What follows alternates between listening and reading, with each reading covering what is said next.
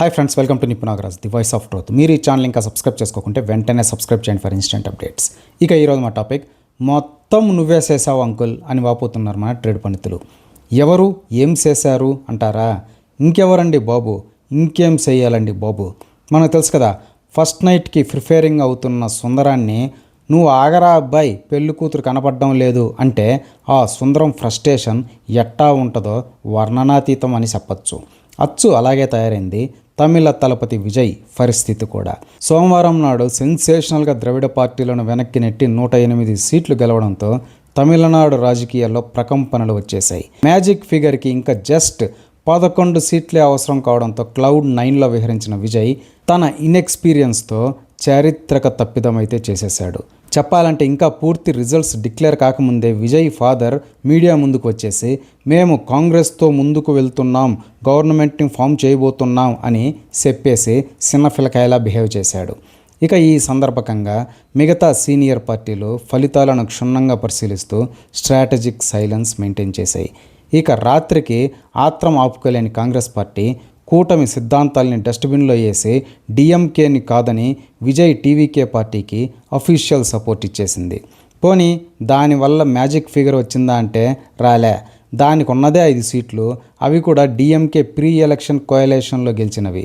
ఇక next day Thalapathy Vijay అన్నయ్య Congress count కూడా కలుపుకొని మొత్తం 112 లిస్టుతో గవర్నర్ సాబ్ దగ్గరికి వెళ్ళి నేను ప్రమాణ స్వీకారం చేసేస్తా అన్నాడు. గవర్నర్ సాబ్ కాస్త ఆగుబాబు, ఏది ఆ లిస్టు ఓ పాలి సోన్య నన్ను అని దాన్ని పరిశీలించి, మ్యాజిక్ ఫిగర్ 118 కదా, మరి మిగతా 6 ఎక్కడా అని ఆరా తీశాడు. దానికి విజయ్, వచ్చేస్తారు సార్, నేను ప్రమాణ స్వీకారం చేయగానే వచ్చేస్తారు అన్నాడు.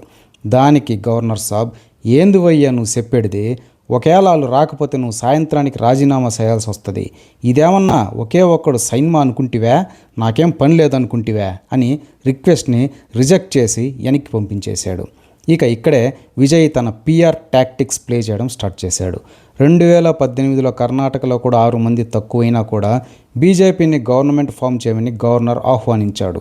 మరి ఇప్పుడు ఎందుకు చేయడం లేదు, ఇదంతా బీజేపీ కుట్ర అంటూ ఇన్స్టాలో, ట్విట్టర్లో, యూట్యూబ్లో ఒకటే హోర్ అన్నమాట. కానీ ఇక్కడ ఆ నిబ్బాగాళ్ళకు తెలియని అంశం ఏంటంటే 2018లో బీజేపీ సింగిల్ లార్జెస్ట్ పార్టీగా అవతరించాక ఎవరితోనూ కలవలేదు. అందుకే గవర్నర్ ఇన్వైట్ చేయాల్సి వచ్చింది ప్రభుత్వ ఏర్పాటుకి.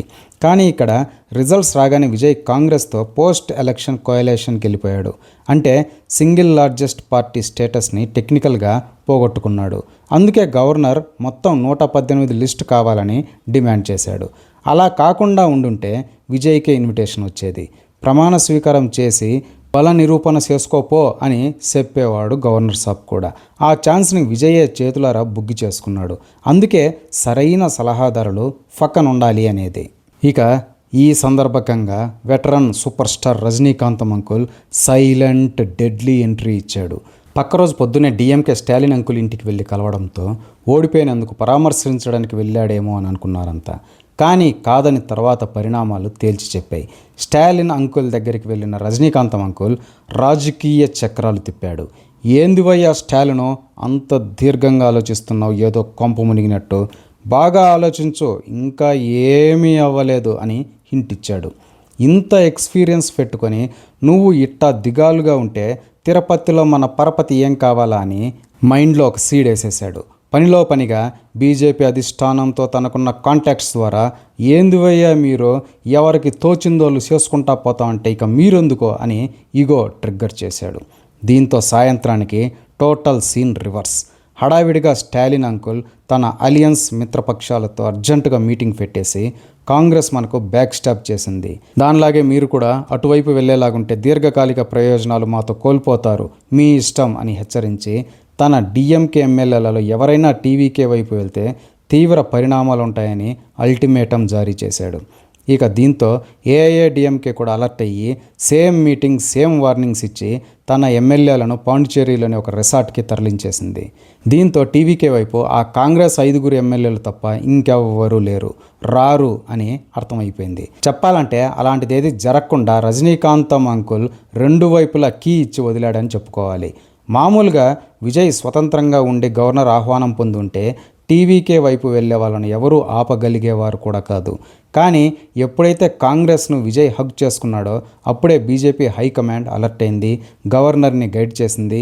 ఇంకో పక్క డిఎంకే, ఏఐఏడిఎంకేలో గేట్లు లాక్ చేసుకునేలా రజనీకాంతం సార్ చక్రం తిప్పేశాడు. మొన్నటిదాకా కాంగ్రెస్ ఒక కరప్టెడ్ పార్టీ అని తిట్టిన విజయ్ రిజల్ట్ వచ్చిన సాయంత్రానికే కాంగ్రెస్తో కలవడం వల్ల క్రెడిబిలిటీ పోగొట్టుకున్నాడు. ఇప్పుడు రీఎలక్షన్ గురించి ఆలోచించడం కూడా సాహసమనే చెప్పుకోవాలి. Moreover social media PR stunt magic వల్లే విజయ్ పార్టీ ఈ రేంజ్ రిజల్ట్స్ ఫెచ్ చేయగలిగింది అని నేషనల్ మీడియా సైతం మొత్తం బట్టబయలు చేస్తోంది. సో ఈ సోషల్ మీడియా బబుల్ బస్ట్ అవ్వడం ఖాయం. ఒకసారి విజయ్ టాక్టిక్స్ ఇవి అని తెలిసాక డిఎంకే, ఏఐఏడిఎంకే లాంటి సీజన్డ్ పార్టీలు జనాన్ని, వాళ్ళ ఓటు బ్యాంక్స్ని ఎలా అలర్ట్ చేస్తాయో వేరే చెప్పక్కర్లేదు. సో రీఎలక్షన్ అనేది టీవీకే కొంప ముంచేదే. వస్తున్న ఫీలర్స్ చూస్తూ ఉంటే డిఎంకే సపోర్టుతో ఏఐఏడిఎంకే గవర్నమెంట్ ఫామ్ చేసి పనిలో పనిగా ఇద్దరూ కలిసి టీవీకే సోషల్ మీడియా పిఆర్ ప్రాపగండాని, కాంగ్రెస్తో కలిసిన వైనాన్ని కూడా ఎండగట్టి జనాల్లో టీవీకే పట్ల నిర్లిప్తత తెచ్చే ప్రణాళికలు వేస్తున్నారు. ఆ విధంగా రాజకీయాల్లో లేను అని చెప్పే రజనీకాంతం అంకుల్ సైలెంట్గా రాజకీయ సంక్షోభాన్ని తెచ్చిపెట్టి విజయ్ని క్యామిడీ చేసేసాడు అని వాపోతున్నారు మన ట్రేడ్ పండితులు సైతం. ఇదే ఫ్రెండ్స్ ఈరోజు టాపిక్. ఇలాంటి లేటెస్ట్ అండ్ ఇంట్రెస్టింగ్ టాపిక్స్ కోసం please subscribe to Nippu Nagaraj, the voice of truth, and please like, share and comment this video with your valuable opinion. See you again.